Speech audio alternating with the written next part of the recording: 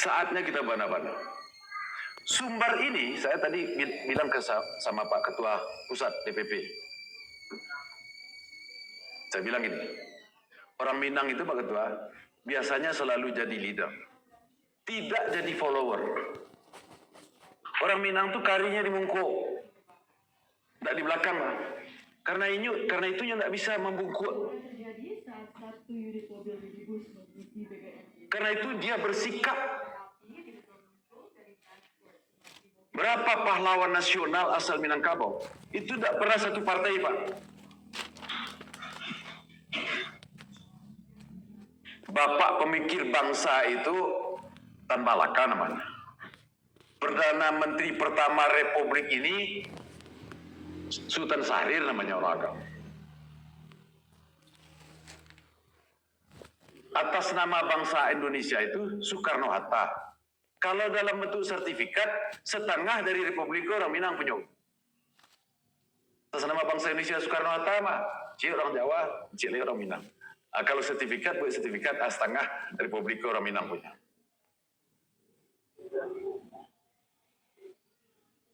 Baca syair, ya kan? Kita baca syair dari Kerawang dan Bekasi. Kami akan menjagamu, Bung Karno, Bung Hatta, dan Bung Syahrir. 3 tokoh yang disebutkan 2 orang Minang. Karena dia pemimpin, tidak follower. Kapan orang Minang ini jadi follower? Tidak, dia selalu jadi perintis. Kemarin ribut soal Irwandi ya, yang muda-muda ini pasti tahu. Peri Irwandi kan, tinggal di Jambi, tapi asal Pekubuh, Minang juga. Ketika ribut soal Gibran, yang bicara orang Padang dua-duanya. Dari Australia. Padang juga. Ini kalau dibaca Pak Jokowi, Padang juga bro. Dua-dua yang bicara itu yang menamankan si Gibran ke kampusnya itu orang Padang itu. Suami Simita. Simita itu orang Kamang. Suaminya itu orang Serungkang. Zulfan itu Melani. Zulfan itu orang sini juga. Jadi orang Minang itu selalu jadi pelopor. Sekarang kok kita ikut-ikut saja. Tidak menjadi pelopor. Tidak menjadi pendobrak. Kenapa enggak masjid seperti Jagakarsa itu ada di Sumatera Barat? Itu sebuah tantangan baru kita, Pak. Kalau Sumbar ingin hebat, harus gitu. Tahun 2009, kita bersidang di sini dengan Pak Perdana Menteri Malaysia, Pak SBY, di ruangan ini. Situ saya menjemput Pak Lah ke bandara. Itu sidang pertama di luar Jakarta antar negara ada di Bukit Tinggi.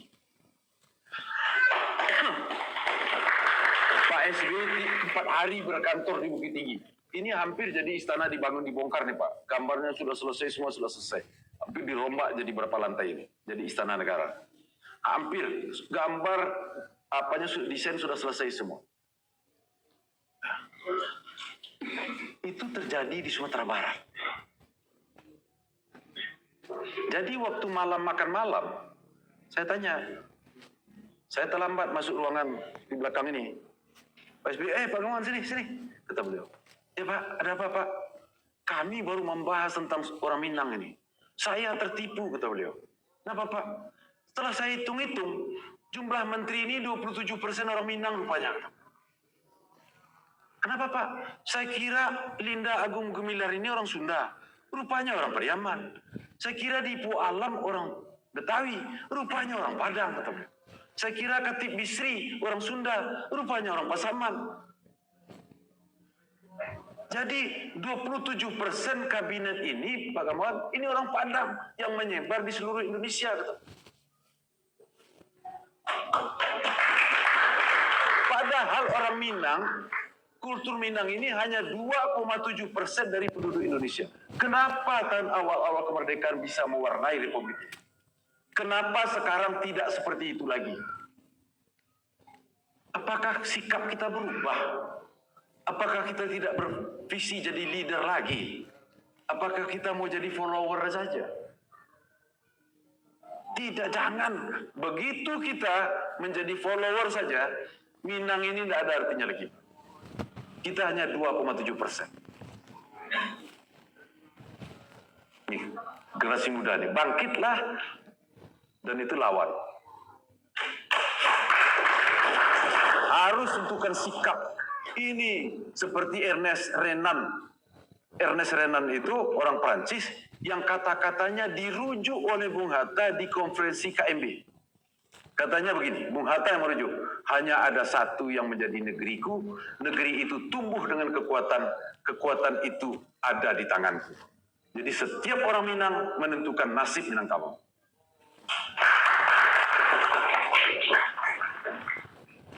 Nah, jangan berubah kita itu. 20 orang saja berkukuk di nasional, insya Allah kita sudah hebat. Itu orang Mazan saya burukan sedikit ya. Ini, bernostalgia dengan masa lalu. Ini hobi kita. Termasuk saya barusan bicara tentang masa lalu juga. Nah, kata Profesor Taufik Abdullah, orang kalau bicara masa lalu saja terus, itu tanda-tanda dia sudah tua. Saya ingin bicara masa depan, karena itu, ya, hukum adat kadang-kadang diberlakukan hanya sebatas yang bersifat harta pusaka apa, tapi tidak nilai substansial. Kalau soal ratu, nabo mestangka bahari Yawa. Tapi ketika kita bicara substansial nilai, nah biasalah itu sekali aja kadang sekali itu yang berubah lah itu loh kini balai. Padahal kata Ustaz tadi itu, kalau kau bangun fisik masjid banyak uang kita. Tapi kalau bangun non fisik payah mana peti keluar. Buat acara-acara seperti ini ada enggak orang yang mau menyumbang? Payah kan, betul? Kenapa katanya kalau bangun masjid selama tagak je masjid itu walau mengalir je. Padahal satu ilmu yang diajarkan sampai mati pun tak mengalir. Tapi itu tidak dipahami kadang-kadang. Oke, lanjut. Nah, kita orientasi kita kemana ini? Tentukan orientasi itu. Bukan kerja saja dulu. Jelaskan orientasi. Jelaskan goal kita mau kemana. Kita mau buat apa Minangkabau masa depan itu. Apa ikut orang saja? 5 kilo lilin, sinan kulit wayang. Jangan, kita akan habis. Kita harus bersikap. Walaupun itu berbeda, tidak masalah. Tapi kita bersikap. Sikap itu ABSSBK. Rujukannya selalu itu. Nah, tawaran solusi saya sampaikan. 1, tentukan seperti apa masyarakat Minang masa depan. Ini memerlukan komitmen, Ustaz? Musrenbang, rapat koordinasi, rapat apalah Minangkabau sedunia ini. Tentukan seperti apa kita ke depan. Yang kedua, harus ada komitmen bersama dari semua unsur. Tidak bisa sosial lagi saja, tapi juga pemerintah. Karena sekarang yang megang uang itu banyak pemerintah. Jadi pemerintah dan masyarakat bersama-sama membangun visi bersama, melakukan share vision. Share visi. Mau dibawa mana Minangkabau ke depan. Jadi tidak bisa sendiri-sendiri. Tadi kan kolaborasi terbatas.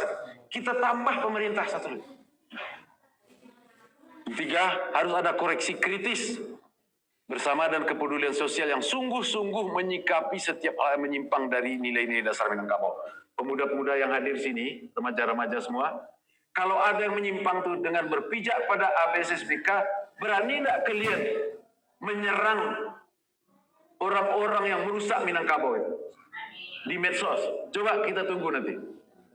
Bahagianya saya kalau dari Bukit Tinggi ini nanti akan menjalar ke Solo. Ini nanti akan menjalar ke Solo, ke Payakumbuh, karena yang menyimpang dari prinsip Minangkabau itu ternyata tidak dapat tempat di Sumatera Barat. Nah ini yang kita harapkan nih, remaja pemuda masjid. Di situ tumbuh perlawanan. Ini bukan Minangkabau, sikap Minangkabau tidak seperti ini. Sikap Minangkabau jelas, bercari itu tidak boleh. Bicara kotor itu tidak boleh. Awak tahu dina nampe, ada sumbang dua baleh. Ada kata mendaki, kata melereng, kata mendata, kata menurun. Untuk siapa ucapan ini diucapkan? Inilah sama saja Pak. Kalau lihat debat di TV, anak kecil wawancara, bicara dengan orang tua Pak Emil Salim misalnya. Dia panggil Anda aja ke Emil Salim. Sepangke angkunya Anda aja. Kalau kita bangku, hormat, itu kata mendaki. Terapkanlah itu dalam keseharian kita. Adat dipakai baru, baju dipakai sama. Coba praktekkan adat dipakai baru. Pertahankan nilai-nilai itu. 4, lakukan pertemuan berkala. Ini saya minta Ustadz Anwar. Jangan lelah berusaha. Saya Selasa besok diminta jadi motivator SMA 15. Nah, biasanya saya memberikan arahan kepada gubernur dulu. Jokowi itu saya beri arahan dulu waktu jadi Menteri Dalam Negeri. Dia jadi Gubernur DKI. Sekarang anak SMA yang saya kasih ceramah.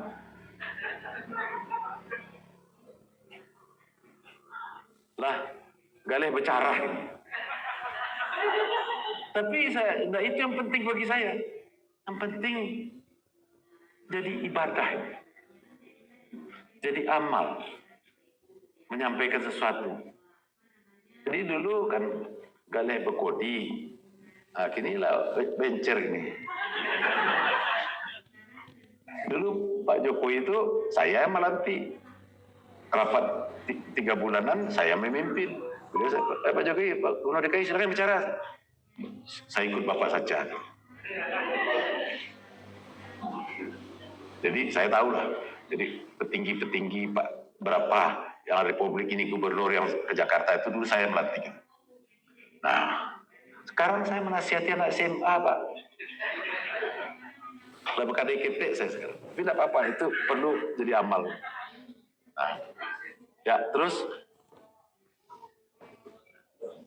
Nah ini yang saya katakan tadi, harus bersikap.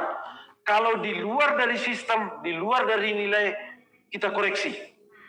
Udah, dah elok itu sebagai orang Minang, dah. Awak punya filosofis ada bisa disara. Berapa manisnya kalau dinasihati oleh remaja putri kita, orang-orang yang menyimpang itu. Tidak usah cari itu dilawan. Tapi diingatkan kesadarannya, awak orang Minang tidak seperti itu dah. Ada kata mendaki, ada kata menurun, ada kata melereng, ada kata mendata. Dan itu muncul dari wanita Minangkabau yang berjalan seganjul lalai. Pada pai suri nalabia. Tapi alu tetarong patatigo. Dia bersikap alu tetarong patatigo. Kalau dia kemukakan sikapnya, apapun yang depan patah.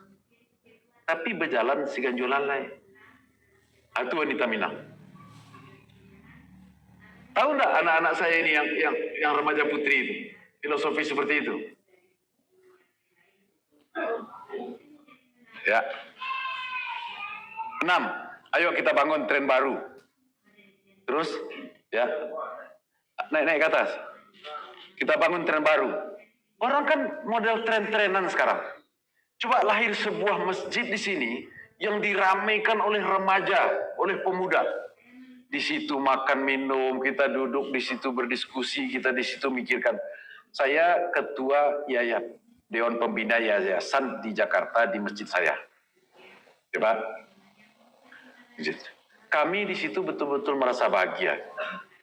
Antara masjid maghrib ke isya itu kita menunggu, sudah mengaji sebentar, terus kita duduk di luar. Semuanya menyumbang apa saja. Ada makanan, ada kursi, ada eksos, ada apa untuk kemakmuran masjid itu. Tidak ada orang berpikiran, kalau saya pulang dari sini, saya bawa keripik balado, saya bawa sagun bakar, apa-apa. Nanti taruh aja di situ. Kawan-kawan lain juga begitu. Jadi masjid itu selalu ramai. Saya ketua Dewan Pembina masjid itu. Coba buat satu prototipe, sebuah masjid, percontohan yang hebat dari Jagakarsa itu karena dibesarkan oleh remaja dan pemuda di Minangkabau ini. Nanti seluruh dunia orang pergi belajar ke sini. Berani tidak kita membuat seperti itu? Tuh. Tren baru. Bangga orang di masjid itu. Bukan di mall bangga, bukan di diskotik bangga. Bukan karena menari bola bale. Kan sekarang tren bola bale itu kan. Kenapa tidak tren remaja-remaja Minangkabau ada di masjid? Dia cerdas, dia hebat, dia berbudi pekerti luhur, dia sejahtera, tapi dia memakmurkan masjid. Insyaallah, itu akan jadi tren baru nanti dan akan dicontoh. Buat satu, Pak Ketua. Satu aja nanti akan contoh orang. Orang pergi belajar ke sini. Dulu Sumbar ini kan tempat belajar orang. 7, kita tidak cukup bernostalgia dengan masa lalu, tapi perlu dipikirkan model baru yang tetap menjadikan negara ini sebagai suatu kesatuan masyarakat padat yang efektif mengatur kehidupan, keagamaan dan sosial dengan bertumpu pada nilai-nilai yang ada. Lalu enggak KB awak ini. Ke-8, kolaborasi tidak mungkin lagi sebatas institusi adat saja, tapi pemerintah harus terlibat. Jadi carilah pemimpin yang punya komitmen. Betul-betul punya komitmen keagamaan, punya komitmen kebudayaan gitu. Prinsip bahwa orang Minang harus beragama Islam harus dipertahankan karena sudah menjadi komitmen bersama nenek moyang kita hingga menjadi falsafah hidup PSBK. Nah, saya ini sedikit. Ada enggak kita berani negari itu mengusir sepanjang adat orang yang pindah dari Islam? Tidak ada yang akan melarang, tidak ada hukum yang terlanggar. Yang diatur kan kehidupan sosial, bukan kehidupan bernegara. Pokoknya dari negara ini kami keluarkan sepanjang adat si A karena keluar dari Islam. Itu komitmen sosial. Tidak pemerintah, tetaplah dia warga negara Indonesia kan tidak kita ganggu. Tapi sebagai warga negari, dia dikeluarkan sepanjang adat. Ada enggak negari yang berani buat itu? Kalau terjadi di Kampung Ambo, Alang Panjang, Ambo keluarkan Pak. Karena Ambo penghulu di situ. Ambo galang ini emak lain, ayo kita keluarkan sepanjang adat. Kita buang sepanjang adat. Ya, itu saya hari ini ingin berbana-bana. Jadi ingin betul-betul, ya, bukan formalitas acara kita ini, tapi substansialnya kita sentuh.